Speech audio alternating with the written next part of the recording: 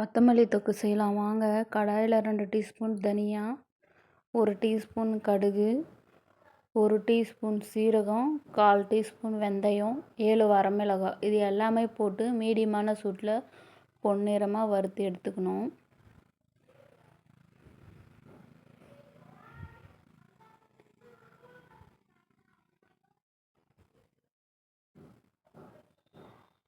இது எல்லாமே பொன்னிறமாக வறுத்து எடுத்துக்கணும். மீடியமில் வச்சுக்கோங்க. 2 கைப்பிடி கொத்தமல்லி எடுத்திருக்கேன். வாஷ் பண்ணி வச்சுட்டேன் ஆல்ரெடி. அதுக்கான அளவு மட்டும்தான் நான் இப்போ சொல்லியிருக்கிறது. இதே நீங்கள் கொத்தமல்லி எடுத்துக்கிறதா இருந்தால் இந்த அளவோட இதே மாதிரி டபுளாக எடுத்துக்குங்க. ஒரு கட்டாக இருந்தால்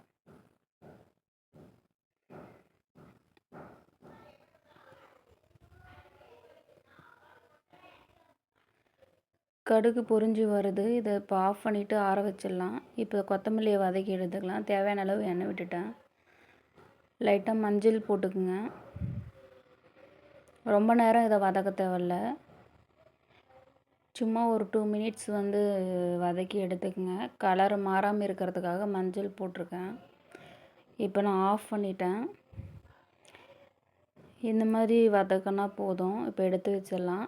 இப்போ மசாலாவுக்கு வறுத்ததை ஜாரில் போட்டு அரைச்சி எடுத்துக்கலாம். நான் அரைச்சி எடுத்துக்கிட்டேன். இப்போ கொத்தமல்லியும் அதுலேயே போட்டுட்டேன். ஒரு எலுமிச்சம்பழம் சைஸ் புளி ஊற வச்சுருக்கேன். அந்த தண்ணி ஊற்றி குறைன்னு அரைச்சி எடுத்துக்கோங்க. தாளிப்பு கொடுத்துடலாம். தேவையான அளவு எண்ணெய் ஊற்றி கடுகு போட்டுட்டேன். கருவேப்பிலை போட்டுக்கலாம். 10 பல் பூண்டு நசுக்கி வச்சுருக்கேன். அதையும் போட்டுக்கிட்டேன். 2 வரமிளகாய், 1 டீஸ்பூன் பெருங்காயம். இப்போ நம்ம அரைச்சோம்ல அந்த பவுட்ரு போட்டு நல்லா மிக்ஸ் பண்ணிப்போம். மீடியமில் வச்சுக்கோங்க. ஹையில் வைக்க வேணாம். இப்போ பெருங்காயம் 1 டீஸ்பூன் போட்டுக்குங்க. இப்போ நம்ம குறைன்னு அரைச்சி எடுத்தால கொத்தமல்லியை அதையும் போட்டுக்கலாம்.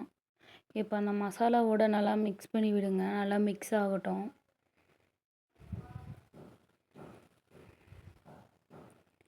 தேவையான அளவு புளி ஊற்றிக்கலாம்.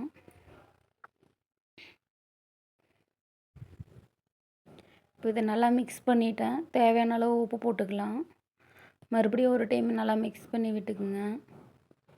இது மீடியமில் ஒரு 10 நிமிஷம் மீடியமில் வச்சு மூடி வச்சுக்கோங்க. அப்பப்போ இந்த மாதிரி கிண்டி விட்டுட்டே இருங்க. அடி பிடிக்காமல் இருக்கும்.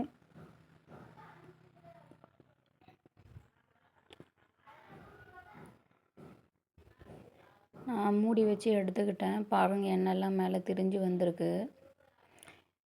இது தேங்காய் போடாமல் செய்கிறது கொத்தமல்லி தொக்கு. 1 மாதம் ஆனாலே ஒன்றும் ஆகாது. ஆனால் அதுக்கான அளவு நீங்கள் எண்ணெய் ஊற்றணும். நான் 2 நாளைக்கு 3 நாளைக்கு செய்கிறதுனால மீடியமாக தான் ஊற்றிருக்கேன். எண்ணெய் அதிகமாக ஊற்றலை. ஆனால் அந்த எண்ணெயும் மேலே திரிஞ்சு வருது பாருங்கள்.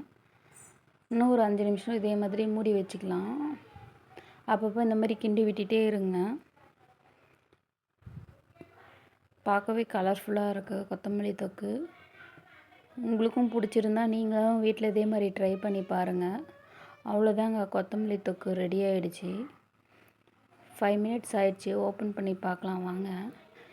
நீங்களே பாருங்கள் எண்ணெய்லாம் எப்படி திரிஞ்சு வந்திருக்கு. திக்காக ஆகிடுச்சு தொக்கு. இப்போ இது தோசை, ரைஸு, சப்பாத்தி, இட்லி எல்லாத்துக்குமே நல்லாயிருக்கும்.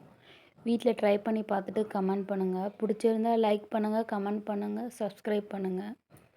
டேஸ்டியான கொத்தமல்லி தொக்கு ரெடிங்க. பாய்.